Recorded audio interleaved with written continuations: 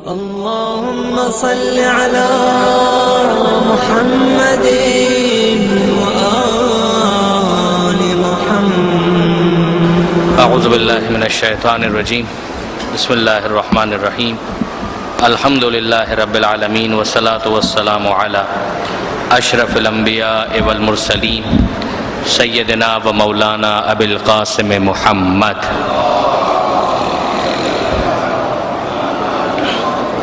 واہل بیتہ الطیبین الطاہرین المعصومین المظلومین المنتجبین المنتخبین المیامین لا سیما علی الامام المنتظر والحجۃ الثانی عشر واللعنۃ الدائمۃ الباقیۃ علی اعدائہم اجمعین من یوم ظلمہم الی قیام یوم الدین.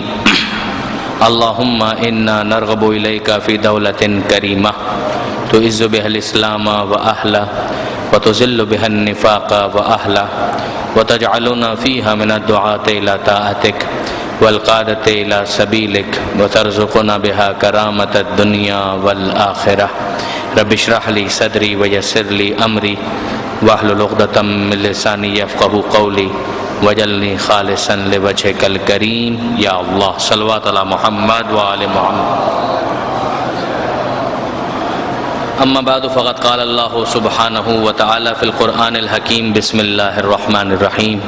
انظر کیف فضلنا بعضهم علی بعض وللآخرۃ اکبر درجات واکبر تفضیلا. صلوات علی محمد وآل محمد.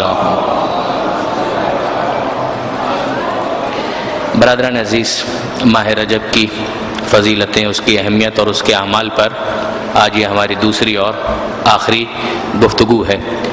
کل کی جو ہماری گفتگو کا خلاصہ ہے، پہلے میں آپ کی خدمت میں اسے گزارش کرنا چاہوں گا. ہم نے سورہ مبارکہ بنی اسرائیل کی آیت کے ذیل میں اپنی گفتگو کا آغاز کیا تھا، جس میں پروردگار عالم یہ ارشاد فرماتا ہے کہ ذرا دیکھو کیسے ہم نے بعض کو بعض پر فضیلت دی ہے، اور آخرت میں تم فضیلتوں کا اور فرق دیکھو گے، درجات کا اور فرق دیکھو گے. اس کے ذیل میں ہم نے گزارش کی کہ اگر آپ ظاہری اعتبار سے بھی دیکھیں تو فزیکلی ظاہری طور پر جو چیزیں نظر آتی ہیں اس میں بھی ہمیں بہت سا فرق دکھائی دیتا ہے. یہ پروردگار عالم نے رکھا ہے. اور اس کے علاوہ اگر ہم معنوی اعتبار سے بھی دیکھیں تو ہمیں بہت زیادہ فرق بہت ساری چیزوں میں نظر آتا ہے. انسان ظاہری اعتبار سے بھی مختلف ہیں. کسی کا قد لمبا ہے، کسی کا چھوٹا ہے، کسی کا رنگ کالا ہے، کسی کا رنگ گورا ہے، کسی کی آواز بھاری ہے، کسی کی آواز باریک ہے، کسی کا رنگ سانولا ہے، کسی کا رنگ کچھ اور انداز کا ہے، بالوں کے رنگ مختلف ہیں، نقوش مختلف ہیں، فنگر پرنٹس مختلف ہیں. اسی طریقے سے مختلف جگہوں کے اندر اور مختلف زمانوں اور موسم کے اندر بھی ہمیں ظاہری اعتبار سے بھی فرق دکھائی دیتا ہے. سردی کا موسم ہے وہ گرمی سے جدا ہے، باہر کا موسم ہے وہ خزاں سے جدا ہے. اسی طریقے سے جو ریگستان کی جب زمین ہے وہ سبزہ زار کی زمین سے مختلف ہے. یہ فرق معنوی اعتبار سے بھی ہمارے سامنے پیش کیا گیا. ظاہر معنویات کی دنیا وہ ہے کہ جب تک ہمیں اس کی طرف متوجہ نہ کیا جائے ہم اسے اپنی آنکھ سے محسوس نہیں کر سکتے. اسی لیے اگر ہم ظاہری اعتبار سے دیکھیں تو خانہ کعبہ جہاں مکہ میں ہے تو وہاں پر گرمی زیادہ ہوتی ہے، لیکن اس گرمی کے باوجود معنوی اعتبار سے تاثیر اس کی بہت زیادہ ہے. یہ فرق ہمیں ہر جگہ نظر آتا ہے. مثلا نجف ہو، کربلا ہو، یا مشہد ہو، یا قم ہو، یا کوئی بھی جگہ ہو، زمین ہو، اس زمین کے اندر صرف ظاہری اعتبار سے ہم جو فرق محسوس کر سکتے ہیں وہ مادی دنیا کا فرق ہے. مگر جو معنویات کی دنیا ہے اس میں معصوم ہمیں متوجہ کرتے ہیں کہ دیکھو ہر جگہ ایک برابر نہیں ہے، ساری زمینیں ایک برابر نہیں ہیں. خانہ کعبہ کی مکہ کی تاثیر جدا ہے، عرفات کے میدان کی تاثیر جدا ہے، مزدلفہ مینا کی تاثیر جدا ہے.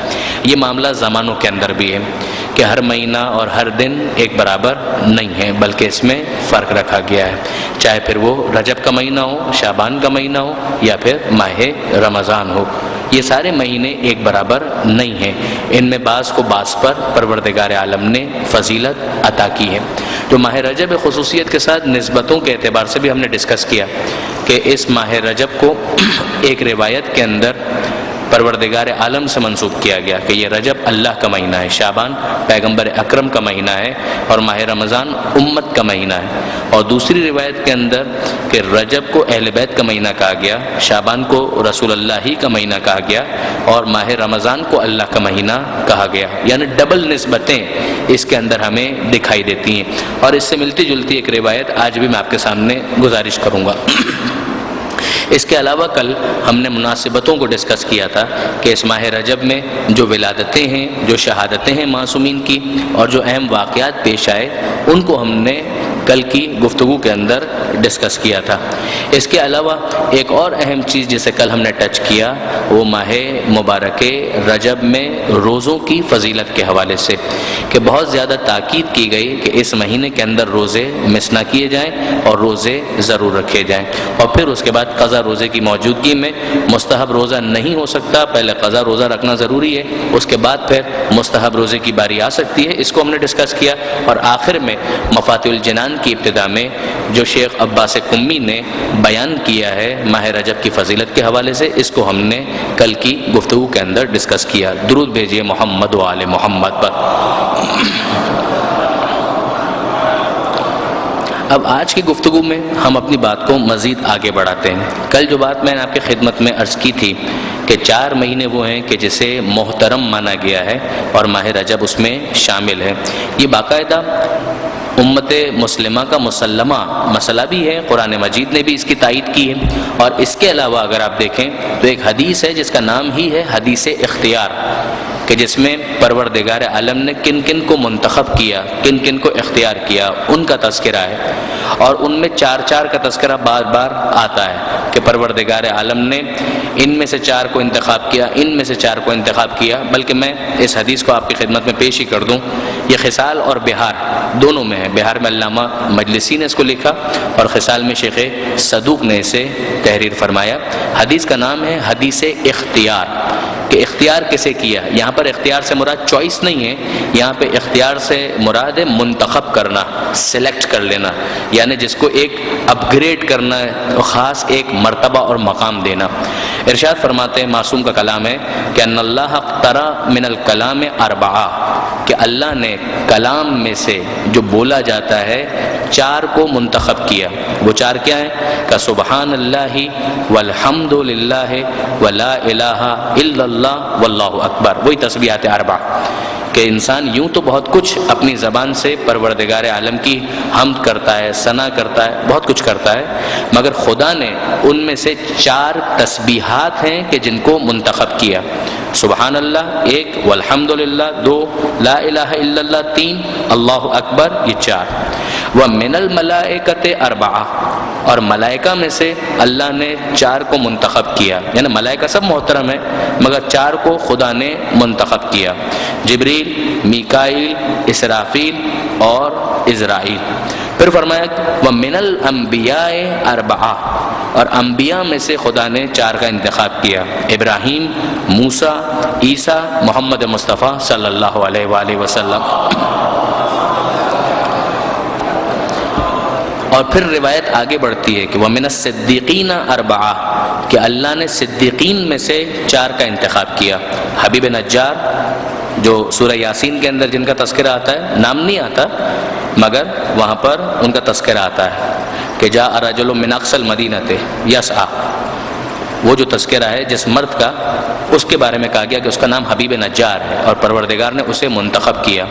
حضرت یوسف علیہ السلام کہ وہ بھی صدیقین میں ہیں، مولا کائنات امیر المومنین علی ابن ابی طالب علیہ السلام، یہ مولا کے القاب میں سے ہے لقب صدیق اکبر۔ اب وہاں پہ بہت ساری جو چیزیں گڑبڑ ہوئے ہیں اس کے اندر یہ بھی ہے کہ مولا کے بہت سارے فضائل کا ادھر شفٹ کرو ادھر شفٹ کرو، ورنہ مولا کے فضائل میں، مولا کے القاب میں صدیق اکبر بھی شامل ہے، فاروق اعظم بھی شامل ہے۔ بہرحال جناب یوسف علیہ السلام مولا کائنات، اور چوتھا روایت کے اندر نہیں لکھا ہوا، اب وہ پرنٹنگ میں آنے سے رہ گیا، کاتب کی غلطی سے رہ گیا، یا راوی بھول گیا، جو بھی ہو، لیکن بعض علماء نے اس کے اندر ایک گیس ورک کیا ہے، کیلکولیشن کی ہے کہ شاید اس سے مراد مومن آل فرعون ہے، کہ جس کا تذکرہ سورہ غافر کے اندر 40واں سورہ قرآن مجید کا اس کے اندر آیا کہ جس موقع پر حضرت موسیٰ علیہ السلام کو قتل کیا جانا تھا، اس نے درمیان میں آ کر انٹروین کیا تھا، رجل مؤمن من آل فرعون یکتم ایمانہ، کہ اس نے کہا، جو رجل بھی تھا، مومن بھی تھا آل فرعون میں سے، جس نے اپنے ایمان کو چھپایا ہوا تھا۔ اور پھر یہ روایت آگے بڑھتی ہے کہ وَمِنَ الشُّهَدَاءِ أَرْبَعَةٌ، اللہ نے شہداء میں سے 4 کا انتخاب کیا، اور پھر اس کے بعد وَمِنَ النِّسَاءِ أَرْبَعَةٌ، کہ عورتوں میں سے 4 کا انتخاب کیا، جناب آسیہ، جناب مریم، جناب خدیجہ اور جناب فاطمہ زہرا سلام اللہ علیہا۔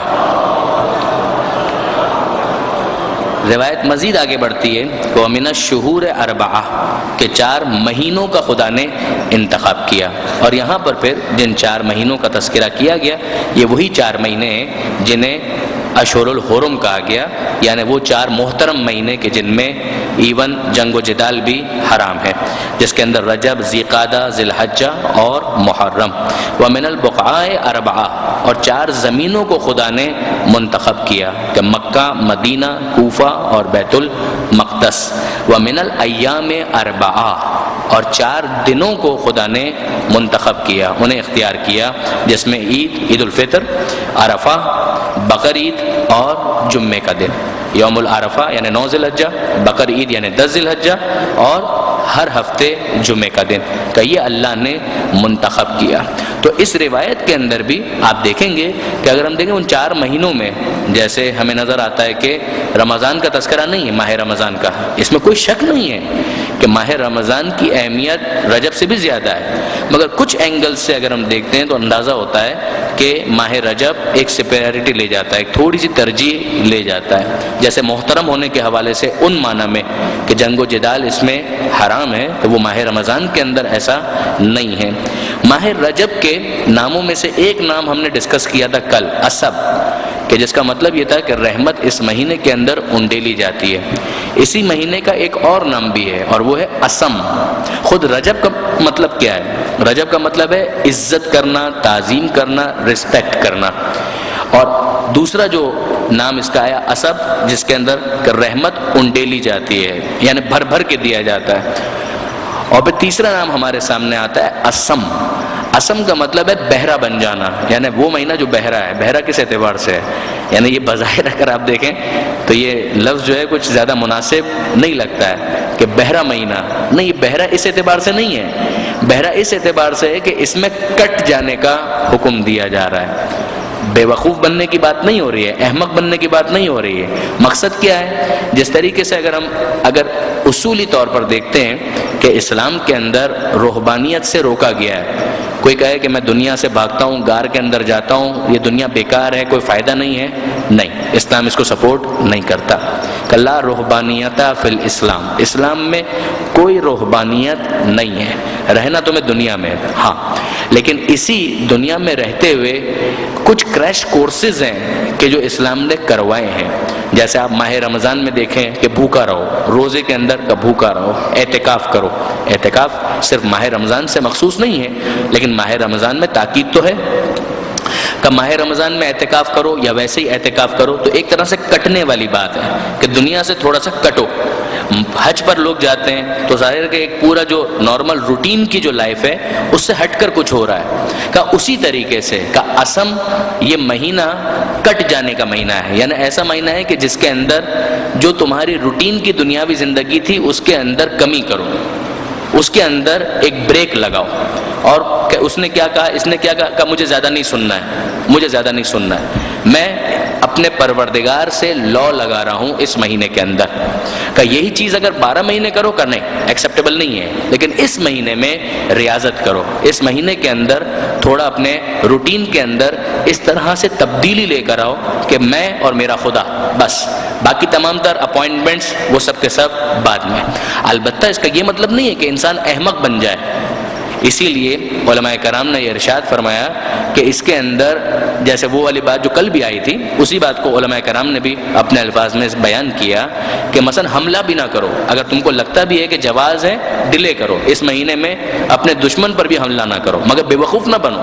اگر وہ حملہ کر رہا ہے تو کم سے کم اتنا چوکنا تمہیں ہونا چاہیے، کان اتنے تمہارے کھلے ہونے چاہیے کہ اگر دشمن حملہ کرے تو تم اسے جواب دے سکو۔ ہاں خود سے کم اس مہینے کے اندر حملہ نہ کرو، تمہاری طرف سے پہل اس مہینے کے اندر ہر صورت میں نہیں ہونی چاہیے، ایون اگر جواز بھی ہے تو بھی نہیں ہونا چاہیے۔ اور دوسرے معاملات کے اندر بھی کوشش کرو کہ جتنا ہو سکے دنیاوی ڈے ٹو ڈے افیئرز جو ہیں ان کو ڈیلے کر دو، اس مہینے کے اندر ان میں زیادہ نہیں پڑو۔ کہ مثلا گھر میں رنگ کروانا ہے، کہا نہیں یہ رجب کا مہینہ ہے اس میں نہیں کروانا ہے، خامہ کا ڈسٹرب ہو جائیں گے اور عبادت میں خلل پڑے گا۔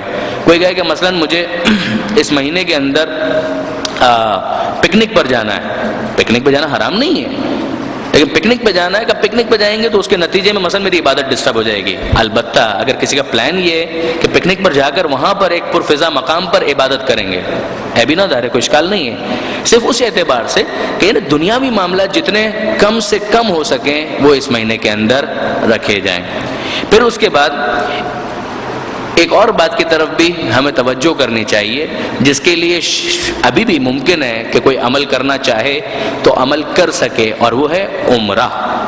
کہ اس مہینے میں عمرہ رجبیہ کا جتنی فضیلت ماہ رجب کے عمرے کی ہے، ماہ رمضان کے عمرے کی بھی اتنی فضیلت نہیں ہے۔ برادران اہل سنت کے اعتبار سے اگر آپ دیکھیں تو وہ ماہ رمضان کے عمرے کی بہت زیادہ ایک تاکید کرتے ہیں، غلط نہیں، اچھا ہے، لیکن ہمارے یہاں یعنی فقہ جعفری کے اعتبار سے رجب کے مہینے کے عمرے کی جتنی تاکید ہے، ایون ماہ رمضان کے عمرے کی بھی اتنی تاکید نہیں ہے۔ عمرہ تو جب بھی انسان کرے اچھا ہے، ثواب ہے، بہت خوب ہے، حج اصغر سے اس کو تعبیر کیا گیا ہے کہ چھوٹا حج ہے عمرہ کرنا، لیکن ماہ رجب جو ہے اس کی اہمیت بہت زیادہ ہے۔ یہاں تک کہ معصوم سے جب کسی نے یہ سوال کیا کہ مولا میرے لیے امکان نہیں ہے کہ اگر میں اپنے گھر سے نکلوں تو رجب میں مکہ پہنچ پاؤں گا، اب ظاہر ہے کہ اس زمانے کو آپ تھوڑا سا ویژولائز کریں کہ اس زمانے کے اندر جب 4 گھنٹے کی فلائٹ میں مکہ یا جدہ لوگ نہیں پہنچتے تھے، بلکہ اگر نکلے ہیں تو مہینہ 2 مہینہ 3 مہینہ لگے گا پھر جا کر پہنچ پائیں گے۔ تو کسی نے جب سوال کیا کہ مولا میں نہیں پہنچ پاؤں گا، مجھے معلوم ہے اگر میں نکلا تو گھر سے نکل جاؤں گا رجب میں، لیکن جب پہنچوں گا تو رجب گزر چکا ہوگا، تو میں کیا کروں؟ تو اس میں معصوم نے اس کو سمجھایا کہ بھئی حج یا عمرہ شروع ہوتا ہے احرام سے، احرام اگر پہن لیا تو عمرہ سٹارٹ۔ امام نے فرمایا کہ تم اپنے گھر سے ہی احرام باندھ کر چلو، وہیں سے نیت کر کے چلو، نظر کر کے احرام باندھو اور اپنے گھر سے ہی عمرے کو شروع کر دو، چاہے پھر تم 2 مہینے کے بعد بھی پہنچو، یہ مان لیا جائے گا کہ تم نے رجب ہی کے اندر عمرہ کیا ہے۔ اس کی موجودہ اس میں مثال یہ بنے گی کہ فرض کیجئے کہ چاند رات کو کوئی مدینہ منورہ سے نکلنا چاہتا ہے، شعبان کی چاند رات، یعنی جس میں معلوم ہے کہ اگر 2-3 گھنٹے کے بعد سورج غروب ہوگا اور چاند نکل آئے گا، یا سورج غروب ہوگا اور چاند نکل آئے گا اور امکان ہے کہ پہلی شعبان ہو جائے، تو وہ اگر جانتا ہے اور وہیں سے نیت کر لے تو جیسے اس نے نیت کر لی، اب چاہے اگلے دن پہلی شعبان بھی ہو مگر اس کو ثواب جو ہے وہ رجب کے عمرے کا ہی ملے گا۔ یعنی یہ مسئلہ اتنا امپورٹنٹ تو بنتا ہے کہ امام نے اس کو ٹالا نہیں ہے، امام نے اس کو یہ نہیں کہا کہ کیا فرق پڑتا ہے، رجب کا عمرہ نہیں ملے گا تو شعبان کا ملے گا، ماہ رمضان کا مل جائے گا، امام نے کہا یہ نہیں، بلکہ تم اپنے گھر سے یہ ثواب حاصل کرنا اور اس کے لیے پریشان ہونا بالکل جسٹیفائیڈ ہے، یعنی صحیح ہے، تم صحیح پریشان ہو رہے ہو کہ رجب کے عمرے کا ثواب مس ہو جائے گا، یہ تمہارا پریشان ہونا بالکل درست ہے، بالکل ٹھیک ہے، لہٰذا اپنے گھر سے ہی نظر کر کے احرام باندھو اور اس کے بعد پھر تمہارا عمرہ شروع ہو جائے گا، چاہے پھر تم مہینے 2 مہینے کے بعد وہاں پہنچ کر عمرے کے باقی افعال کو انجام دو، کوئی حرج اور کوئی اشکال اس کے اندر نہیں ہے۔ تو یہ مسئلہ اس اعتبار سے بہت زیادہ امپورٹنٹ بنتا ہے۔ ایک اور بات جس کی طرف کل بھی ہم نے گزارش کی تھی، آج تھوڑا سا بات کو مزید آگے بڑھائیں کہ جو ماہ رجب کے روزوں کی اتنی تاکید ہے کہ ماہ رجب کے روزے مس نہیں ہونے چاہیے، ماہ رجب کے روزے بہت امپورٹنٹ ہیں، تو روایتوں کے اندر خود مولانا صادق حسن صاحب نے اس کو انٹرپریٹ کیا، وہ فرماتے ہیں کہ بالکل صحیح بات ہے کہ ماہ رجب کے روزوں کا تذکرہ ہے، وہاں پر کہیں پر بھی مستحب روزوں کا تذکرہ نہیں آیا ہے، یعنی وہاں پر جو لفظ آیا ہے وہ ہے کہ من صام یوما من رجب اولہ او اوسطہ او آخرہ، کہ جو کوئی بھی رجب کے مہینے میں روزہ رکھتا ہے اور 3 روزے رکھے مثلا اس کی ابتدا میں، اس کے درمیان میں اور اس کے اختتام پر، تو اس کو یہ فائدہ ملے گا. وہ بھی ہم روایت مکمل کرتے ہیں. لیکن یہاں پر روایت کے اندر، حدیث کے اندر مستحب کا لفظ نہیں ہے. عام طور پر روایتوں کے اندر کسی استحباب کو بیان کرنے کے لیے، ایون قرآن کے اندر بھی ایک لفظ استعمال ہوتا ہے تطوعاً، تطوع، تے، توئیں، واو اور عین کا، یہ استحباب کے لیے، نافلہ کے لیے نافلہ کا لفظ استعمال ہوتا ہے، استحباب کا لفظ استعمال ہوتا ہے، ندب کا لفظ استعمال ہوتا ہے اور تطوع کا لفظ استعمال ہوتا ہے. یہ الفاظ ہوتے ہیں عام طور پر روایتوں میں یا قرآن کی آیتوں میں کسی مستحب فعل کو بیان کرنے کے لیے، تطوعاً، تنفلاً، استحباباً، ندباً. لیکن ہم رجب کی جب روایتوں میں دیکھتے ہیں جہاں روزوں کا تذکرہ ہے تو وہاں پر استحباب کی ان میں سے کوئی ایک اصطلاح بھی استعمال نہیں ہوئی. نہ مستحباً کہا گیا، نہ تطوعاً کہا گیا، نہ تنفلاً کہا گیا اور نہ ہی ندباً کہا گیا. یعنی کیا مطلب؟ کہ مطلب یہ ہے کہ انسان کوئی بھی روزہ اس مہینے میں رکھے. اب اگر وہ نافلہ روزہ یا مستحب روزہ اپنے قضا روزے کی وجہ سے نہیں رکھ سکتا تو بھی جو قضا روزہ وہ رکھ رہا ہے وہ یہی مانا جائے گا کہ اس روزے کے ذریعے سے وہ رجب کی اس فضیلت کو حاصل کر رہا ہے، وہ مس کچھ بھی نہیں کر رہا. یعنی کل جو بات ہم احتمال کے طور پر کہہ رہے تھے وہ یقینی طور پر اسی طریقے سے کہ جب وہ ماہ رجب میں اپنے قضا روزے کو رکھے گا تو گویا اس روایت پر عمل کرنے والا بنے گا. کل ہم نے آپ کی خدمت میں وہ حدیث پیش کی تھی کہ جس میں ماہ رجب کے اختتام پر 3 روزوں کا تذکرہ امام نے کیا تھا، اور اس افسوس کے ساتھ کیا تھا اس شخص کے لیے سالم سے خطاب کرتے ہوئے کہ جس نے پورے ماہ رجب میں اس وقت تک کوئی ایک روزہ بھی نہیں رکھا تھا، جس میں امام نے فرمایا تھا کہ تو نے اتنا لاس کر دیا، اتنا نقصان کر دیا کہ خدا کے سوا کوئی نہیں جانتا کہ تو نے کتنا نقصان کر دیا. کوئی انسان نہیں جانتا، کوئی ملک نہیں جانتا، صرف خدا جانتا ہے کہ تو نے کتنا نقصان کر دیا اگر تو نے اس مہینے میں ایک روزہ بھی نہیں رکھا.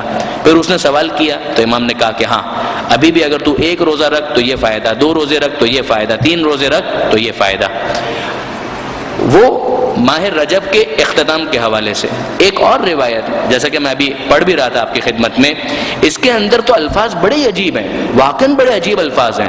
یعنی اگر ایک دینی بیک گراؤنڈ کے ساتھ اس روایت کو نہ سمجھیں تو احساس ہوتا ہے کہ کہیں انسان گمراہ نہ ہو جائے جو بات اس کے اندر بیان کی جا رہی ہے. امام نے ارشاد فرمایا کہ من صام یوما من رجب اولہ او اوسطہ او آخرہ، نہیں، باقاعدہ بتایا کہ اگر پہلی یعنی ایک روزہ کسی نے اگر رکھ لیا ماہ رجب کے اندر تو اس کو کتنا ثواب ملے گا؟ کہ وجبت لہ الجنہ، جنت تو اس کے لیے واجب ہو جائے گی. وہو فی درجتنا یوم القیامہ، اور وہ ہمارے درجے میں ہوگا قیامت کے دن. عجیب روایت ہے کہ وہ ہمارے درجے میں ہوگا قیامت کے دن. اب ظاہر ہے کہ درجے میں ہونا، ایک بنگلے کے اندر مالک بھی ہوتا ہے، اس کا ڈرائیور بھی ہوتا ہے، کام کرنے والی خادمہ بھی ہوتی ہے، سب ایک ہی جگہ ہوتے ہیں مگر فرق ہوتا ہے. بالکل اسی طریقے سے اتنا تو ہمیں سمجھ میں آتا ہے کہ وہاں درجے میں اگر ہوں گے بھی تو وہ آقا ہونے کی حیثیت سے اور ماننے والے غلام ہونے کی حیثیت سے. پھر آگے یہ جو روایت بڑھتی ہے تو عجیب ہے، اس کی تو تعویل کرنا بھی بہت مشکل ہوتا ہے، یعنی واقعاً عجیب الفاظ ہیں. ارشاد فرماتے ہیں امام کہ اگر کسی نے ماہ رجب میں 2 روزے رکھ لیے تو اسے کہا جائے گا کہ نئے سرے سے اعمال شروع کرو، جو پیچھے گزر گیا وہ سب معاف ہو گیا، وہ سارے کا سارا بخش دیا گیا.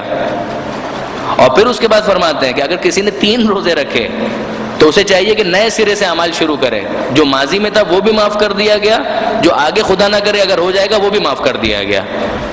عجیب ہے، واقعاً عجیب ہے. یعنی آپ اگر دیکھیں ظاہری اعتبار سے تو اس کی تعبیر بھی بڑی عجیب ہے. البتہ اگر اس میں تھوڑی سی دقت کی جائے تو ممکن ہے اس کا مطلب یہ بنے کہ اگر ایک انسان گناہ کرتا ہے تو اس گناہ کے 3 اثرات ہو سکتے ہیں. نمبر 1 خدا کی نافرمانی، نمبر 2 اگر اس کے لیے کوئی قضا اور کفارہ ہے تو وہ انجام دینا، اور نمبر 3 اگر حقوق الناس سے اس کا تعلق ہے تو اس شخص کو راضی کرنا. یہ 3 پہلو اس کے بنتے ہیں. کہ نمبر 1 کہ خدا کی معصیت کی ہے جس کا کمپنسیشن یہ ہے کہ توبہ اور استغفار کیا جائے، یہ ایک پہلو ہے. نمبر 2 کہ وہی عبادت جو تم نے مس کی ہے اس کو قضا یا اس کا جو بھی کفارہ بنتا ہے اس کو ادا کرو. اور نمبر 3 اگر حق الناس میں سے کسی کا مال ہڑپ کر لیا، خدا نہ کرے کسی کو نقصان پہنچا دیا، غیبت کر دی، گالی دے دی، تہمت، یہ ایسا کوئی معاملہ ہے تو پھر اس کو بھی راضی کرو اور خدا سے بھی معافی مانگو. اب اس اعتبار سے اگر دیکھیں تو سمجھ میں آتی ہے بات کہ اگر جو اس نے گناہ کیا تھا اور اس کے مقابلے پر جس توبہ کا مطالبہ تھا، گویا وہ توبہ سیٹل ڈاؤن ہو گئی، اس توبہ کو رائٹ آف کر دیا گیا، یعنی اس مطالبے کو ختم کر دیا گیا. وہ توبہ اس کی گویا سمجھانے کے لیے کہ آٹومیٹیکلی کنسیڈر کر لی جائے گی. اس براڈ توبہ کے اندر ساری توبہ کو شامل کر لیا جائے گا. لیکن جو قضا اور کفارہ ہے وہ تو دینا ہے. اسی طرح سے اگر حق الناس کا معاملہ تھا تو وہ حق الناس تو ادا کرنا ہے، لیکن حق الناس کے ساتھ جو جڑی ہوئی توبہ کا مطالبہ تھا کہ وہ مطالبہ وہ ختم کر دیا جائے گا. یہ ہوا روزے کے حوالے سے. بلکہ روزے کے حوالے سے بات کو مکمل کرنے سے پہلے مولا کائنات امیر المومنین علی ابن ابی طالب علیہ الصلوۃ والسلام، مولا کا یہ فرمان پڑھنا بھی بہت مناسب ہے مولا کے بارے میں کہ روایت کے اندر یہ آیا ہے کہ کان امیر المومنین، جب رجب کا مہینہ آتا تھا تو مولا امیر المومنین یقوم رجبا و یصوم، کہ اس رجب کے مہینے میں قیام بھی کرتے تھے اور روزہ بھی رکھتے تھے، یعنی نمازیں بھی بہت زیادہ پڑھتے تھے. ویسے ہی مولا راتوں میں عبادت کے عادی ہیں، اس میں جب اضافہ ہوتا ہوگا تو کیا کچھ ہوتا ہوگا خدا بہتر جانتا ہے. کان یقوم رجبا و یصوم، قیام باللیل بھی کرتے تھے اور یصوم سیام روزہ بھی رکھا کرتے تھے. ویقول، اور کہتے تھے الرجب شہرنا، کہ رجب تو ہمارا مہینہ ہے، وشعبان شہر رسول اللہ، اور شعبان اللہ کے رسول کا مہینہ ہے، والرمضان شہر اللہ، اور ماہ رمضان جو ہے وہ اللہ کا مہینہ ہے. تو یہ ہم نے روزے کی بحث جو ماہ رجب کے حوالے سے ہے اس کو یہاں پر مکمل کیا. اب اس کے بعد اگر ہم دیکھتے ہیں تو ہمیں اندازہ ہوتا ہے کہ اسی ماہ رجب میں ایک اور بہت اہم چیز جس کا تذکرہ بہت زیادہ کیا گیا اور بڑے عجیب انداز سے کیا گیا وہ ہے صدقہ. کہ اس ماہ رجب کے اندر ویسے بھی کہ صدقہ دو. انفقوا مما رزقناکم من قبل ان یاتی احدکم الموت فیقول رب لولا اخرتنی الی اجل قریب فاصدق واکن من الصالحین. سورہ منافقون کی آیت ہے کہ انفاق کرو، خدا کی راہ میں خرچ کرو جو ہم نے دیا ہے رزق اس میں سے، اس سے پہلے کہ موت آ جائے اور تم کہنے لگو رب اے ہمارے پروردگار لولا اخرتنی الی اجل قریب، تھوڑی مہلت دے دے. فاصدق، کیوں؟ تاکہ میں صدقہ دوں تیری بارگاہ میں، واکن من الصالحین، اور صالحین میں شامل ہو جاؤں.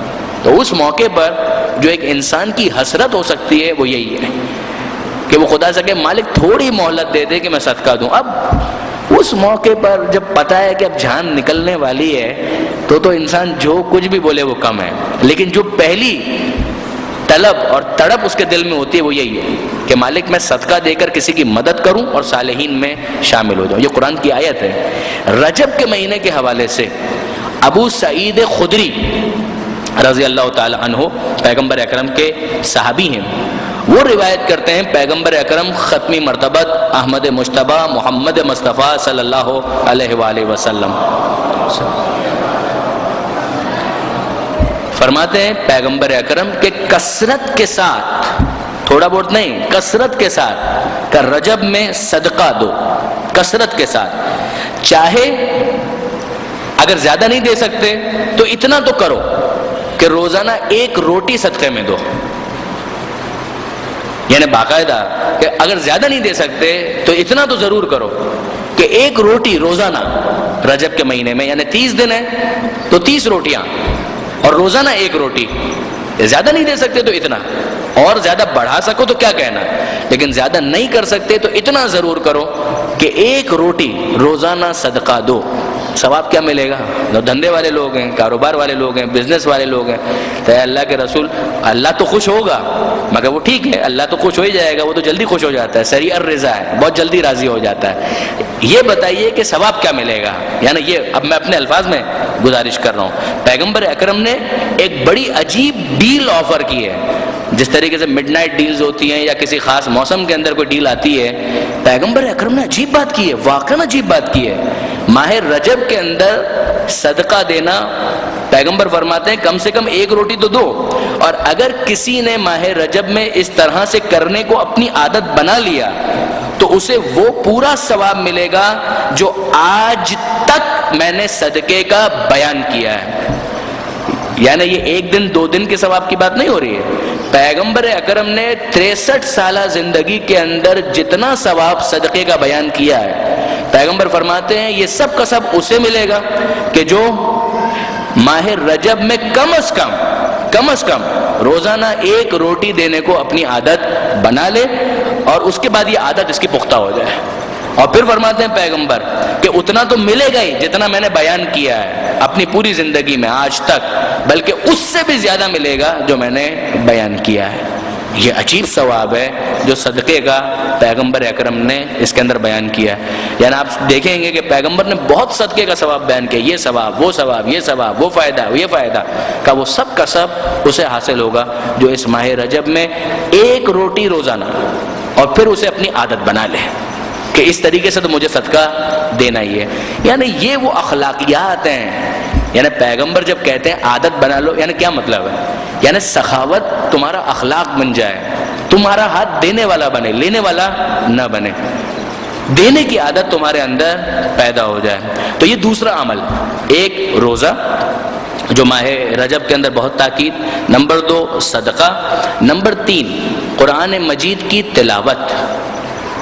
ویسے تو قرآن مجید کی تلاوت جتنی کی جائے، جب کی جائے اچھا ہے۔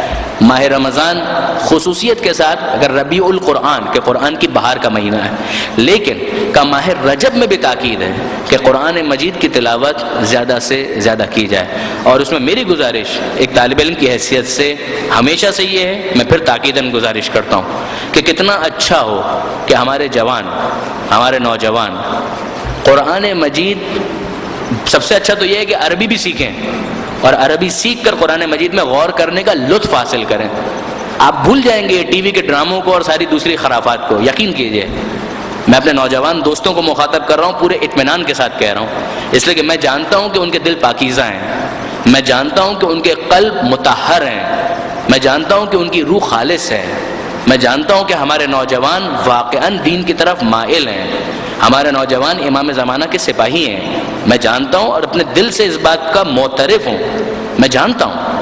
آپ یقین جانیے کہ اگر آپ عربی تھوڑی سی محنت کر کے 1 سال 2 سال لگا دیں اور عربی اتنی سیکھ لیں کہ قرآن مجید کو آپ عربی میں پڑھ کر سمجھ سکیں، آپ قرآن مجید کو اتنا انجوائے کریں گے، آپ قرآن مجید میں اتنا لطف محسوس کریں گے کہ آپ کو کسی دوسرے انٹرٹینمنٹ میں اتنا مزہ نہیں آئے گا جتنا قرآن مجید کی تلاوت میں مزہ آئے گا، میں مطمئن ہوں۔ قرآن مجید کہتا ہے کہ کچھ ایسے ہیں کہ جنہیں قرآن مجید سے کچھ حاصل نہیں ہوتا سوائے خسارے کے، لیکن ہمارے جوان اس میں نہیں آتے ہیں۔ میں مطمئن ہوں، میں اپنے جوانوں سے بہت زیادہ مطمئن ہوں۔ ہمارے جوانوں کے پاس جو دین کے حوالے سے تڑپ موجود ہے، جو ان کے پاس ایک امنگ موجود ہے، جو اویئرنیس ان کے پاس ہے، مگر بہرحال یہ ایک بہت بڑا لیکنگ ہے، بہت بڑی لیکنگ ہے، ایک بہت بڑی چیز ہے جو مس ہے ہمارے معاشرے کے اندر۔ عربی اس انداز سے نہیں، یعنی آپ غلط نہ سمجھیں وہ گردان کرنی پڑے گی، ایک پیراڈائم ہوگا یہ وہ، نہ۔ قرآن مجید سمجھنے کے لیے اور سیکھنے کے لیے جتنی عربی ضروری ہے وہ آپ 6 مہینے 8 مہینے بہت 1 سال کے اندر سیکھ سکتے ہیں، سمجھ سکتے ہیں، جس کے بعد وہ لطف انسان حاصل کر سکتا ہے۔ وہ ہو جائے تو کیا کہنا، ظاہر ہے کہ اس ماہ رجب میں تو وہ حاصل نہیں ہو پائے گا، ماہ رجب تو سر پر ہے، لیکن آئندہ کے لیے اگر ابھی کم سے کم ترجمے کے ساتھ، ترجمے کو فراموش نہ کریں، ترجمے سے ڈرنے کی بھی ضرورت نہیں ہے۔ کیوں ترجمہ گمراہ کر دے گا؟ ترجمہ کرنے والے کون ہیں؟ للو پنجو لوگ نہیں ہیں۔ علامہ ذیشان حیدر جوادی جیسی شخصیت ہے، مولانا فرمان جیسی شخصیت ہے، مولانا امداد حسین صاحب کا ترجمہ ہے، ایون ڈاکٹر محمد حسن رضوی صاحب کا ترجمہ، اچھی محنت ہے۔ اگر آپ اس سے بھی استفادہ کریں کوئی اشکال نہیں، کوئی حرج نہیں، یہ اچھے محنتیں ہوئی ہیں. علامہ نقن صاحب کا ترجمہ اویلیبل ہے, شیخ محسن صاحب کا جو تازہ ترین ترجمہ ہے وہ بھی بہت خوب ہے. یہ ترجمے اچھے ہیں, ان کو لے کر پڑھیں, ہمارے نوجوان بیٹھیں, گروپ ڈسکشن کریں قرآن مجید کے ترجمے کے اوپر ہی, کوئی حرج نہیں ہے. ہاں اپنے آپ کو اتھارٹی نہ سمجھیں, ایک طالب علم کی حیثیت سے اپنے آپ کو قرآن کے سامنے پیش کریں. جو سمجھ میں آتا ہے وہ استفادہ ہے, جو نہیں سمجھ میں آتا علماء سے رجوع کریں. یہ روش تو ہر چیز میں ہے, یہ کس چیز میں نہیں ہے؟ توضیح المسائل آپ اٹھائیں, گروپ ڈسکشن کریں, جو سمجھ میں آتا ہے وہ استفادہ ہے, جو نہیں سمجھ میں آتا اپنے اساتذہ سے سوال کریں. یہ بات قرآن کے اندر بھی ہونی چاہیے, یہ بات نہج البلاغہ میں بھی ہونی چاہیے, یہی بات صحیفہ کاملہ میں بھی ہونی چاہیے. ہر جگہ یہی طریقہ ہے. قرآن کے اندر بھی قرآن سے اجنبیت کو ختم کریں. ہمارے معاشرے میں قرآن سے اجنبیت کو ختم ہونا چاہیے, ماجور نہیں ہونی چاہیے یہ کتاب. ماہ رجب اس کے لیے بہت اچھا ایک لانچنگ پیڈ بن سکتا ہے کہ 10 پاروں کو اگر آپ ماہ رجب کے اندر فوکس کریں, پھر 10 پاروں کو شعبان میں فوکس کریں, اور پھر 10 پاروں کو ماہ رمضان کے اندر فوکس کریں. ماہ رمضان میں وہ جو سپیڈ والا معاملہ ہوتا ہے کہ وہ 3rd گیئر کے اندر اور 5ویں گیئر میں ڈال کے جلدی سے ختم کرنا, جلدی سے ختم کرنے کی ضرورت نہیں ہے. آرام آرام سے ٹھہر ٹھہر کر, ورتل القرآن ترتیلا, قرآن کو ٹھہر ٹھہر کر سمجھ کر پڑھنے کی کوشش کریں. جتنا سمجھ میں آئے بسم اللہ کیا کہنا. خصوصیت کے ساتھ ماہ رجب میں ایک وظیفہ جو قرآن مجید کے حوالے سے بیان کیا گیا وہ ہے سورہ اخلاص کے بارے میں, کہ ماہ رجب میں 1000 مرتبہ سورہ اخلاص کی تلاوت, 1000 مرتبہ. 1000 بھاری لگتا ہے تو 10 تسبیح, اگر 1000 کا لفظ بھاری لگتا ہے کہ 1000 مرتبہ سورہ اخلاص تو 10 تسبیح, وہ آسان لگتا ہے. 1 تسبیح 2 تسبیح 10 تسبیح, کوئی 1 تسبیح یعنی 100 مرتبہ ہو جائے گا, 10 تسبیح یعنی 1000 مرتبہ ہو جائے گا, کوئی مشکل کام نہیں ہے. اور پھر تاکید یہ ہے کہ یہ 1000 پورے رجب میں بکھرا ہوا ہو, یعنی یہ نہیں کہ ایک ساتھ 10 تسبیح کر لی, نہیں, کبھی 10 مرتبہ 20 مرتبہ 25 مرتبہ, ایک دفعہ 50 مرتبہ 100 دفعہ, اس طرح سے کر کے پورے رجب کے اندر اس کو پھیلا دیں. 1000 مرتبہ سورہ مبارکہ اخلاص کی تلاوت اس ماہ رجب میں کرنے کی بہت زیادہ تاکید آئی ہے. اور روایت کے الفاظ اس کا خلاصہ کہ 1000 بار سورہ اخلاص کی تلاوت کرے تو اللہ کے پاس ماہ رجب میں, تو اللہ کے پاس گویا ایسا عمل لے کر پہنچے گا کہ ایسا عمل نہ ملک مقرب کے پاس ہوگا نہ نبی مرسل کے پاس ہوگا. عجیب ہے, یعنی اب نبی مرسل بھی یہی عمل لے کر پہنچے تو ظاہر ہے اس کا ویٹیج اور بڑھ جائے گا. یعنی اس ایزمپشن پر کہ فرض کیجئے ان کے پاس یہ عمل نہ ہو تو پھر یہ ایسا عمل بنے گا کہ جیسا ان کے پاس بھی نہ ہو, لیکن اگر وہ خود ہی یہ عمل لے کر پہنچ جائے تو ظاہر ہے دوسرے سارے اعمال کے ساتھ اس عمل کی کیفیت وہاں پر اور زیادہ ہو جائے گی. تو ظاہر ہے کہ معصوم ہیں یا انبیاء ہیں, وہ تو اس عمل کو کرتے ہی رہے ہوں گے, لیکن ہمیں بھی کرنے کی تاکید کی جا رہی ہے کہ ہم بھی اس عمل کو انجام دیں. تو یہ ہو گیا سورہ مبارکہ اخلاص کے حوالے سے, یعنی قل هو اللہ احد کے سورے کے حوالے سے. اس کے علاوہ اگر آپ مفاتیح الجنان کے اندر دیکھیں گے تو مختلف تسبیحات ہیں کہ جو اس مہینے کے اندر تاکید ہیں. مثلا کل ہی ہم نے ایک بات کی تھی کہ استغفر اللہ و اسألہ التوبہ, کہ بہت زیادہ اس کی تاکید ہے کہ انسان یہ پڑھے, استغفار کرے اور کہے کہ اے اللہ میں تجھ سے مغفرت طلب کرتا ہوں اور تجھ سے توبہ طلب کرتا ہوں. اسی طرح سے دوسری بہت ساری تسبیحات اور مناجات ہیں کہ جو کرنے کی تاکید ہے. لائن سے اسٹارٹ ہی میں شیخ عباس کمی نے رجب کے اعمال کو 2 حصوں میں تقسیم کر دیا. ایک وہ حصہ کہ جس کے اندر مشترک اعمال جو کسی خاص تاریخ سے منسوب نہیں ہیں, اور پھر وہ اعمال ہیں کہ جو مختلف خاص تاریخوں سے منسوب ہیں. جو خاص تاریخوں سے منسوب نہیں ہیں وہ ظاہر ہے کہ کبھی بھی کیے جا سکتے ہیں, اور جو خاص تاریخوں سے منسوب ہیں انہیں انہی تاریخوں کے اندر انجام دینا بہت مناسب ہے. اگر میں غلطی نہیں کر رہا تو تقریباً شیخ عباس کمی نے 20 کے قریب وہ اعمال درج کیے ہیں جنہیں روزانہ کرنے کی تاکید ہے. اسی میں وہ دعا بھی ہے جو ہمارے معاشرے میں بہت کامن ہے الحمدللہ, اور واقعاً فقط ہم اس دعا کے الفاظ پر غور کریں تو اندازہ ہوتا ہے کہ معصوم نے کس طرح سے مناجات کرنے کا طریقہ سکھایا ہے. وہی والی دعا کہ یا من ارجوہ لکل خیر, جو عام طور پر ہر نماز کے بعد ماہ رجب میں امام باڑوں کے مساجد وغیرہ کے اندر نماز کے بعد تاکیبات میں پڑھی جاتی ہے. بہت خوب ہے, یہ بھی مفاتی کے اندر موجود ہے کہ یا من ارجو ہو لکل خیر، کہ ہے وہ خدا کہ جس سے ہر خیر کی امید کی جاتی ہے، وآمن سخطہ عند کل شر، اور جس سے ہر شر کے موقع پر اس کے غضب سے پناہ کی امید کی جاتی ہے، امان دینے والا ہے۔ یا من یؤتی الکثیر بالقلیل، اے وہ خدا کہ جو قلیل کے بدلے کثیر دینے والا ہے، ہم کیا اس کے سامنے پیش کرتے ہیں اور وہ کتنا زیادہ ہمیں عطا کرتا ہے۔ یا من یؤتی من سأل، اے وہ خدا کہ جو اس کو تو دیتا ہی ہے کہ جو سوال کرتا ہے، ومن لم،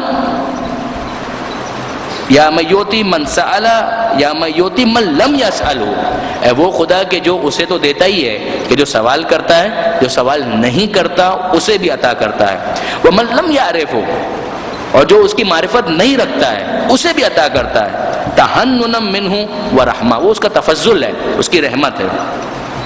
آتنی بمسألتی، اے میرے پروردگار مجھے بھی میرے سوال کا جواب عطا کر، جو میری دعا ہے اسے بھی پورا کر۔ ایاک جمیع خیر الدنیا و جمیع خیر الآخرہ، تیرے پاس دنیا اور آخرت کا سارا خیر موجود ہے۔ واصرف عنی بمسألتی، اور پروردگار میں یہ بھی چاہتا ہوں کہ جن چیزوں سے میں پریشان ہوں ان کو مجھ سے دور کر دے۔ ایاک جمیع شر الدنیا و شر الآخرہ، دنیا اور آخرت کا سارا پریشانیوں والا معاملہ دور کرنے والا تو ہے۔ فإنه غیر منقوص ما آتیت، اس لیے کہ مالک جو تو دے گا تیرے دینے سے تیرے خزانے میں کوئی کمی واقع نہیں ہو جائے گی۔ وزدنی من فضلک یا کریم، اور اے پروردگار یہ تو وہ ہے جو میں نے مانگا، مگر میں کیا مانگوں گا، میں نے جو بھی مانگا وہ تو بیکار ہے، پتہ نہیں صحیح ہے غلط ہے کیسا ہے، لیکن تو اپنے فضل سے اس سے زیادہ عطا کر کہ جو میں نے مانگا ہے، یا کریم، اے کرم کرنے والے۔ اس کے بعد الفاظ یہ ہیں کہ امام نے اپنی ریش مبارک کو بائیں مٹھی میں لیا اور اپنی دائیں انگلی انگشت شہادت اس کو اس طرح سے ہلا رہے ہیں، جو آپ واقف ہیں یہ طریقہ تو بہت کامن ہے، اور نہایت گریہ و زاری کی حالت میں امام نے یہ ارشاد فرمایا کہ یا ذل جلال والاکرام، یا ذل نعماء والجود، یا ذل من والطول، حرم شیبتی علی النار۔ یا ذل نعماء والجود، یا ذل جلال والاکرام، اے صاحب جلالت و بزرگی، اے نعمتوں اور بخششوں کے مالک، اے صاحب احسان و عطا، میرے سفید بالوں پر جہنم کی آگ کو حرام قرار دے۔ یہ دعا، یعنی یہ دعا کا خلاصہ ہے جو عرفات کے میدان میں بھی جو ایک دعا معصوم نے تعلیم کی، وہ یہ ہے کہ مالک میں تجھ سے ایک ایسی بات کا سوال کرتا ہوں کہ اگر تو نے سب دے دیا اور یہ نہیں دیا تو وہ سب بیکار ہو جائے گا، اور کچھ نہیں دیا اور اگر یہ دے دیا تو میں سمجھوں گا کہ مجھے سب کچھ دے دیا، اور وہ کیا کہ مالک جہنم کی آگ کو مجھ پر حرام قرار دے۔ تو باقی سب نپٹتے رہیں گے کہ وہاں پر بنگلے اور محل کم ملے جنت کے اندر، وہ تو جب جائیں گے تو پتہ چلے گا، مگر خدا نہ اگر ادھر جانے کا ادھر کی جگہ کہا کہ ادھر جاؤ، وہ جہنم کا گیٹ تمہارے لیے کھولا ہوا ہے تو مر جائیں گے، تو پھر موت بھی نہیں آئے گی۔ مگر ایک تو انسان یہ کہ مر جائیں گے تو سکون پا جائیں گے، مر کے بھی اگر سکون نہیں ملا تو پھر کیا ہوگا، تو گڑبڑ اور زیادہ ہے۔ تو وہ تو پھر وہاں کا رونا تو بات کا ہے، وہاں کا رونا تو بات کا ہے کہ وہاں گئے تو پھر وہاں پر نہیں یہ اتنا کم ہے، یا جتنا ملا بھائی جنت میں تو آئے کم سے کم، منزل پر تو پہنچے، وہ بات کا مرحلہ ہے کہ وہاں پر کتنا اور کم ہے اور زیادہ ہے۔ لیکن پہلا مرحلہ یہ ہے کہ ادھر سے تو نو پارکنگ ہماری گاڑی کو لکھا ہوا مل جائے کہ جہنم کے پاس یہ گاڑی پارک نہیں ہونے والی ہے، ہمارا گیٹ جو ہے وہ دوسرا ہے، جنت والا گیٹ ہے، یہ ہو جائے تو پھر وہ سارے باتیں جو ہیں ان کو دیکھا جا سکتا ہے۔ تو یہ ساری جو اعمال ہیں جس کا ایک حصہ شاید آپ کو فوٹو کاپیز کی صورت میں دیا بھی جائے گا۔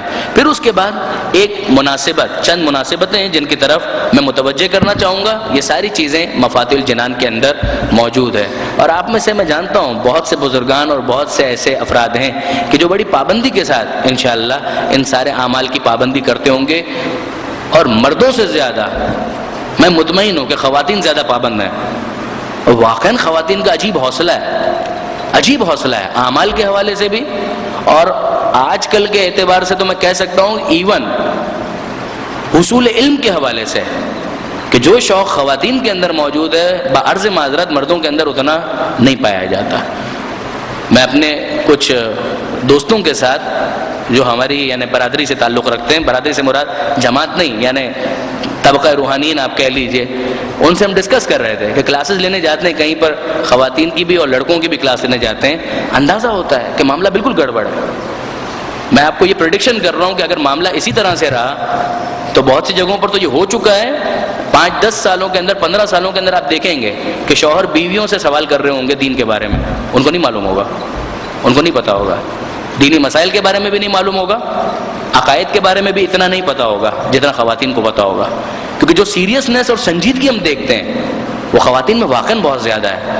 رجسٹر لے کر آ رہی ہیں، کاپی لے کر آ رہی ہیں، بیٹھ رہی ہیں، نوٹس بنا رہی ہیں، بعد میں دکھا رہی ہیں صاحب یہ ہم نے بنایا ہے، کیسا ہے، اس کا غلطی تو نہیں ہے. نہیں لڑکوں کو دیکھیں تو وہ تو آئی جائیں تو ان کی بڑی مہربانی کلاس کے اندر، وہ سمر کیمپ میں بھی آ جائیں تو بڑی مہربانی، وہ آ بھی جائیں تو گنڈوں اور موالیوں والا جو انداز ہوتا ہے اس کے ساتھ لگتا ہی نہیں ہے کہ کلاس کے اندر آئیں یا کہاں پر آئیں. تو بہت زمین آسمان کا فرق، اور یہ آج کا نہیں ہے، اور یہ صرف میری آبزرویشن نہیں ہے، یہ بہت سے دوسرے ساتھیوں کی بھی یہی آبزرویشن ہے. تو وہ ایک جو روایت کے اندر ملتا ہے کہ آخری زمانے میں عورتیں قبلہ ہوا کریں گی، تو ہمیشہ نیگیٹو ذہن میں آتا تھا کہ وہ قبلہ ہوں گی تو نیگیٹو معنی میں ہے کہ یعنی دین وین سے ہٹاؤ اور خواتین کی پیروی کرو، اور وہ ساری پیروی جو ہوگی وہ نیگیٹو معنی میں ہوگی، دین کے حوالے سے منفی ہی معاملہ ہوگا. لیکن اب احساس ہوتا ہے کہ نہیں، ممکن ہے یہ مطلب ہو اس کا کہ عورتیں قبلہ ہوں گی اور صحیح معنوں میں قبلہ ہوں گی، یعنی دین معلوم کرنے کے لیے بھی وہی لوگ قبلہ ہوا کریں گے کہ شوہر بھی بیوی سے پوچھ رہے ہیں، وہ صحیح پوچھ رہے ہیں، جاہل ہے، نہیں پتہ ہے اس کو، نہ شریعت کا پتہ ہے، نہ توضیح المسائل کا پتہ ہے، نہ عقائد کا پتہ ہے، نہ قرآن کا پتہ ہے، کچھ بھی نہیں معلوم ہے، نہ اخلاقیات کا پتہ ہے. تو بیگم ہی سے پوچھ رہے ہیں کہ بھائی اس کا مسئلہ کیا ہے. وہ صحیح ہے، ہونا بھی یہی چاہیے. اگر جاہل رہ گئے ہیں تو پھر خواتین سے پوچھنے میں کسی قسم کا کوئی اشکال بھی نہیں ہے. لیلۃ الرغائب، لیلۃ الرغائب یہ ایک مناسبت ہے جو اسی ماہ رجب کے اندر آتی ہے. لیل یعنی رات، رغائب یعنی رغبتوں والی رات، وہ رات جس کے اندر رغبت ہے، یعنی بہت زیادہ اس کے اندر موٹیویشن ہے، بہت زیادہ کنونس کیا گیا ہے کہ ایک رغبت یعنی جس میں انسان ایک لانگنگ فیل کرتا ہے، کہ ایک اٹیچمنٹ سا آ جاتا ہے. کہ اس رات پہلی شب جمعہ جو ماہ رجب کی ہے اس کا نام ہے لیلۃ الرغائب، اور اس کے کچھ خاص اعمال ہیں کہ جو مفاتیح الجنان کے اندر شیخ عباس قمی نے لکھے ہوئے ہیں. میں صرف متوجہ کرنا چاہ رہا ہوں کہ لیلۃ الرغائب پہلی شب جمعہ بہت امپورٹنٹ ہے، اسے مس نہ کیا جائے. اس کے بعد اگر ہم آگے بڑھیں تو خود ماہ رجب کی پہلی رات جو اگر چاند ہو گیا ہے تو شاید آج کی رات ہوگی ورنہ کل کی رات ہوگی، کہ اس کے بھی اپنے اعمال ہیں کہ چاند دیکھ کر یہ دعا پڑھنی، غسل کرنا، اور اسی طریقے سے دیگر. کہ پہلی رجب کا روزہ جس کی طرف کل بھی ہم نے متوجہ کیا تھا کہ حضرت نوح علیہ السلام کی جب کشتی چل رہی تھی پہلی رجب، اور انہوں نے اپنے تمام ہمراہیوں سے، رفقا سے یہ کہا تھا کہ روزہ رکھو. تو پہلی رجب کا دن بھی روزے کے حوالے سے، پہلی رجب کی رات غسل اور دوسرے اعمال کے حوالے سے بڑی امپورٹنٹ ہے. اس کے بعد کا 13ویں رجب اس اعتبار سے ایک تو مولا کی ولادت وہ تو ہے ہی اپنی جگہ پر، مگر اس کے علاوہ کہ اگر کسی کو عمل داؤد کرنے ہیں تو اس کا آغاز 13 رجب سے ہو جاتا ہے. پھر اس کے لیے ضروری ہے کہ وہ 3 دن روزے رکھے، 13 رجب، 14 رجب اور 15 رجب. ان 3 دنوں میں وہ روزے رکھے، اور پھر 15 رجب کو اعمال کا وہ سلسلہ شروع ہوتا ہے کہ جس کے اختتام پر عمل داؤد مکمل ہوتے ہیں.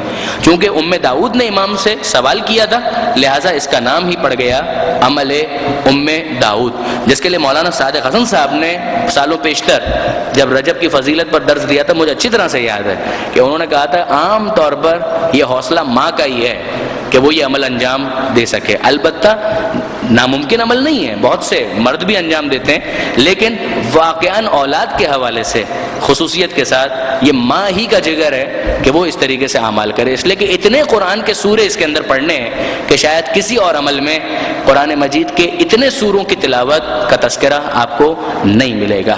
اس اعمال کا ایک خلاصہ میں اگر گزارش کروں تو وہ یہ ہے کہ 13، 14 اور 15 ان 3 دن روزے رکھے، اور پھر 15 رجب کو تیسرے روزے کے موقع پر حالت روزہ ہی میں زوال کے وقت غسل کرے، زوال یعنی ظہر کی نماز کے ٹائم پر غسل کرے، اور زوال کے فوراً بعد نماز ظہر اور عصر بجا لائے، رکوع اور سجدے میں خوف خدا اور عاجزی کا اظہار کرے، اور پھر اس کے بعد خلوت کی جگہ پر بیٹھ جائے، تنہائی، یہاں پر کوئی ڈسٹرب کرنے والا نہ ہو، نہ بچہ آ رہا ہے، نہ کوئی اور آ رہا ہے، نہ ٹیلی فون بج رہا ہے، نہ موبائل، کچھ نہیں، نہ ٹی وی کی آواز آ رہی ہے، نہ ریڈیو کی آواز آ رہی ہے، کچھ نہیں، نو ڈسٹربنس. کوئی وہاں پر تنگ کرنے والا نہ ہو، تنہائی میں جا کر بیٹھ جائے اور پھر اس کے بعد یہ اعمال شروع کرے۔ جب نماز سے فارغ ہو جائے تو قبلہ رو ہو کر اس طرح سے عمل انجام دے۔ اس کے بعد پھر یہ قرآن کے سورے شروع ہوتے ہیں کہ 100 مرتبہ سورہ فاتحہ، 100 مرتبہ سورہ اخلاص، 10 مرتبہ آیت الکرسی، پھر اس کے بعد سورہ انعام، سورہ بنی اسرائیل، اور سلسلہ آگے بڑھتا ہے، سورہ کہف، سورہ لقمان، سورہ یاسین، سورہ صافات، سورہ حامیم سجدہ، سورہ حامیم عین سین قاف، سورہ حامیم دخان، سورہ فتح، سورہ واقعہ، سورہ ملک، سورہ نون، سورہ اشتقاق، اور اس کے بعد آخر قرآن تک، یعنی 30واں پارہ۔ اس کے بعد تقریباً آپ کم و بیش سمجھے کہ مکمل سورہ انشقاق آنورڈز، یعنی تقریباً 30واں پارہ پورا، ابتدائی 2-3 سورے کو چھوڑ کر باقی سارے سورے اس میں آ گئے۔ کہ یہ پڑھے اور اس کے بعد قبلہ رخ ہو کر ایک دعا ہے 4-5 صفوں کی، کہ اسے انجام دے، اسے پڑھے، اور جب یہ دعا مکمل ہو جائے تو اس کے بعد کوشش کرے کہ جب خدا سے اتنا راز و نیاز کیا ہے تو آنکھوں سے آنسو نکل آئے، چاہے مکھی کے پر کے برابر ہی آنسو نکلے، یعنی اتنا کم ہو مگر اتنا آنسو نکل آئے، کہ یہ قبولیت دعا کی علامت ہے کہ گویا پروردگار نے دعا کو قبول کر لیا۔ اس کے بعد پھر خدا کی بارگاہ میں دعا کرے، انشاءاللہ وہ دعا حتماً پروردگار عالم نے قبول کر لی۔ یہی سمجھنے کا، اس لیے کہ اس کے اندر جو محدثین کے الفاظ ہیں کہ یہ مجرب ہے، ہم نے خود آزمایا ہوا ہے، اس کو آپ آزما کر دیکھیں، تو اس اعتبار سے واقعاً بڑی ہی اہمیت والی یہ دعا اور بڑا ہی اہم یہ عمل ہے جو ماہ رجب کے اندر ہو سکتا ہے۔ ماہ رجب سے ہٹ کر یہ عمل شاید نہیں ہو سکتا، یا اتنا فائدہ بہرحال اس کا نہیں ہوگا۔ جو عمل ام داؤد کا ماہ رجب کے حوالے سے خاص تعلق بیان کیا، خود امام نے بیان کیا ہے، لہٰذا ماہ رجب ہی کے اندر اس کو انجام دینا چاہیے۔ اس کے علاوہ 15 رجب کو امام حسین علیہ السلام کی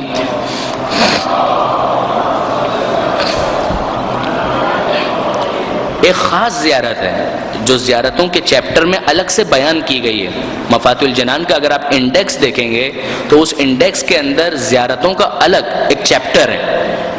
ایک تو عمومی زیارت ہے امام حسین کی، زیارت وارثہ آپ پڑھ لیں، وہ سب اپنی جگہ بڑی امپورٹنٹ ہے، لیکن کا ایک خاص زیارت ہے جو 15 رجب کی مناسبت سے آئی ہے، کا اس کی بھی تاکید ہے کہ 15 رجب کو وہ زیارت سید الشہداء ضرور پڑھی جائے۔ پھر 27 رجب کی جو رات ہے شب معراج، اور پھر 27 رجب کا دن یوم مبعث، اس میں خاص مولا کائنات کی ایک زیارت ہے۔ ایون شیخ عباس قمی نے ابن بطوطہ کے حوالے سے، جو علماء اہل سنت میں سے بھی تھے، مشہور سیاح جنہوں نے دنیا گھومی تھی، اس زمانے میں دنیا گھومنا واقعاً بہت بڑا کمال تھا، یعنی یہ آوارہ گردی کی جو صفت ہے اس زمانے میں پوری دنیا کے لیے پیدا کرنا، یہ بھی بڑی ہمت اور حوصلے کا کام تھا، مگر کیا تھا انہوں نے۔ تو وہ کہتے ہیں کہ 27 رجب کو وہ پہنچے، اور 27 رجب کے حوالے سے انہوں نے دریافت کیا اور انہیں معلوم ہوا کہ نجف اشرف کے اندر جہاں سارے کے سارے شیعہ ہوتے ہیں کہ وہ خاص معجزے کی جگہ ہے اور معجزے کا دن ہے 27 رجب، کہ جب مولا کائنات کے حرم سے تو ویسے ہی معجزے ہوتے ہیں کہ لیکن خاص 27 رجب کا یہ خاص ایک مناسبت ہے مولا کائنات کے حرم اور معجزوں کے ساتھ، کہ بہت سے اپاہج، بہت سے لا علاج مرض میں مبتلا افراد کا 27 کی شب اور 27 کا دن یہ وہ موقع ہے کہ جب وہاں سے شفا یاب ہوتے ہیں۔ جس کے بعد پھر شیخ عباس قمی نے یہ تاکید کے ساتھ لکھا ہے کہ لوگ اس واقعے کو بعید نہ سمجھے جو واقعات شیخ ابن بطوطہ نے نقل کیے، کیونکہ ان مشاہد مشرفہ سے اتنی کرامات ظاہر ہوئی ہیں کہ جن کا شمار نہیں ہو سکتا، اور دوسری باتیں اس حوالے سے۔ تو 27 رجب پھر ایک اہم مناسبت ہے، رات بھی اور دن بھی۔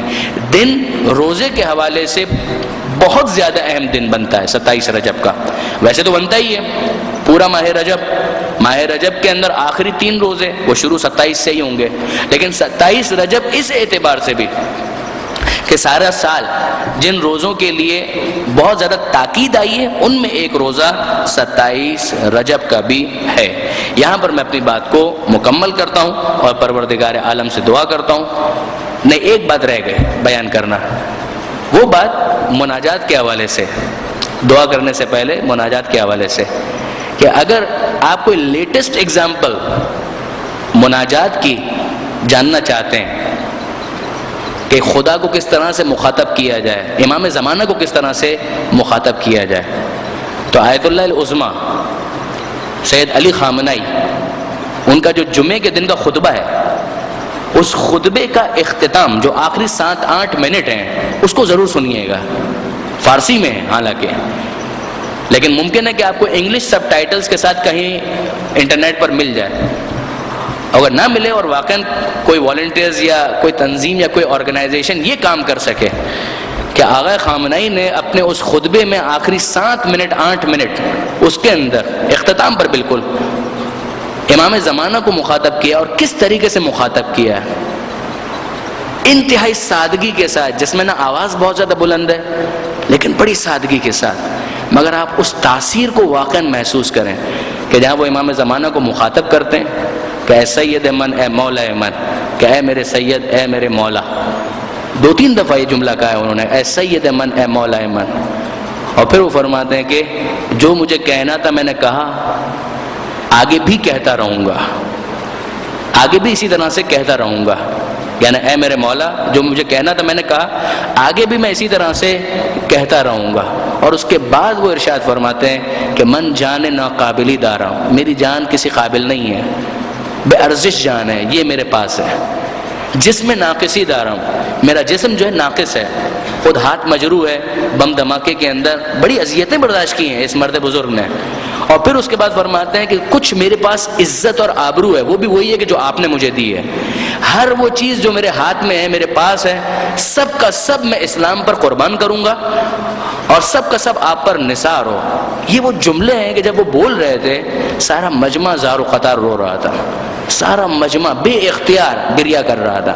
مناجات اس چیز کا نام ہے کہ جہاں پر خلوص اس لیول پر ہو کہ انسان خدا سے، امام زمانہ سے مخاطب ہو، اور اس کی آواز بھی بالکل نارمل ہو، مگر اس کی تاثیر اتنی زیادہ ہو کہ وہ اپنی روح کے اندر اس کے اثر کو محسوس کرے.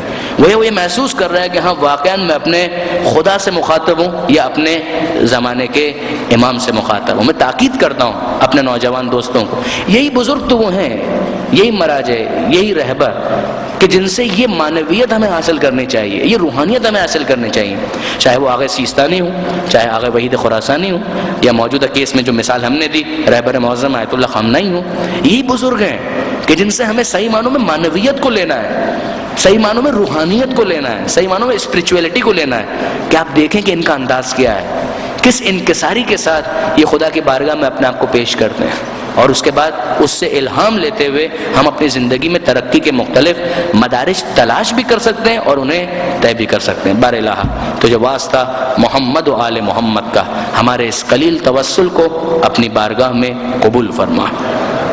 مالک ماہ رجب آنے والا ہے، اس ماہ میں بہترین عبادت انجام دینے کی ہمیں توفیق عطا فرما. مالک ہم کیا اور ہماری اوقات کیا، ہم بھی ناقص، ہماری عبادتیں بھی ناقص، مگر تو کامل، تیری رحمت کامل. ہماری ناقص عبادتوں کو اپنی کامل رحمت کے طفیل قبول فرما. مالک تجھے واسطہ محمد و آل محمد کا ماہ رجب سے وہ سارے فائدے جو اہل بیت نے ہمیں بتائے ہیں حاصل کرنے کی توفیق عطا فرما، اور اس ماہ رجب کے ذریعے سے ماہ رمضان کی تیاری کرنے کی ہمیں توفیق عطا فرما.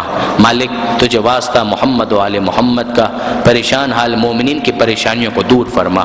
جو بیمار ہیں انہیں شفاء کامل اور عاجل عطا فرما. جو بے روزگار ہیں انہیں رزق حلال عطا فرما.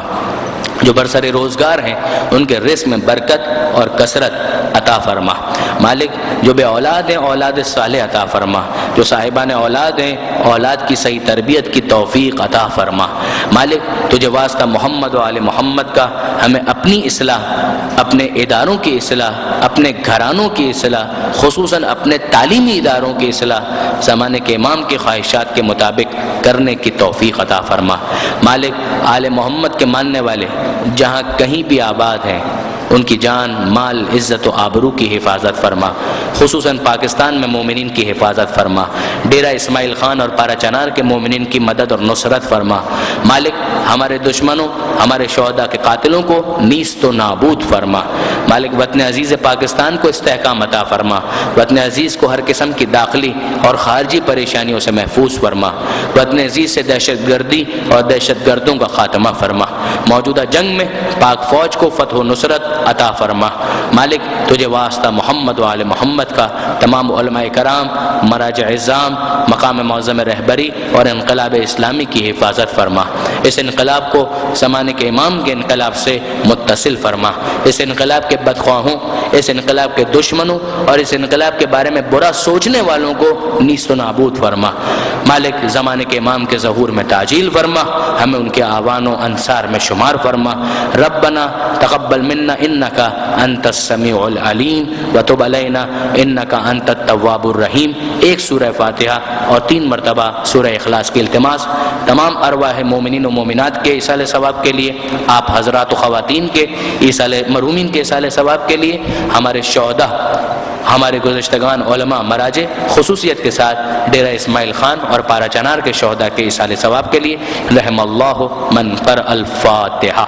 بسم اللہ الرحمن الرحیم، الحمد للہ رب العالمین الرحمن الرحیم مالک یوم الدین، إياك نعبد وإياك نستعين اهدنا الصراط المستقيم صراط الذين أنعمت عليهم غير المغضوب عليهم ولا الضالين بسم الله الرحمن الرحيم قل هو الله أحد الله الصمد لم يلد ولم يولد ولم يكن له كفوا أحد بسم الله الرحمن الرحيم قل هو الله أحد الله الصمد لم يلد ولم يولد ولم يكن له كفوا أحد بسم الله الرحمن الرحيم قل هو الله أحد الله الصمد لم يلد ولم يولد ولم يكن له كفوا أحد اللهم اغفر للمؤمنين والمؤمنات والمسلمين والمسلمات الأحياء منهم والأموات تابع بيننا وبينهم بالخيرات إنك مجيب الدعوات إنك على كل شيء قدير اللجن اللجن يا مولا اللجن اللجن